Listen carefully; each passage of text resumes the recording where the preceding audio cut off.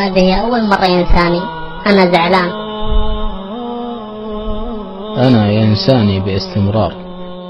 أنا دائما أكلمه ويكلمني. أنا أحدثه دائما وهو لا يسمعني. أنا لدي مميزات، إرسال واستقبال الرسائل. أنا كلي رسائل وبشائر ووعود جميلة إن صاحبني، ومع ذلك يقاطعني. أنا تخرج مني ذبذبات ضارة على الجسم والعقل، بالرغم من هذا لا يستغني عني. أنا طبيب الأرواح والنفوس والأجساد، ومع ذلك يستغني عني. أستأذنك، لقد عاد ليأخذني. ألم أقل لك أنه لا يستطيع الاستغناء عني؟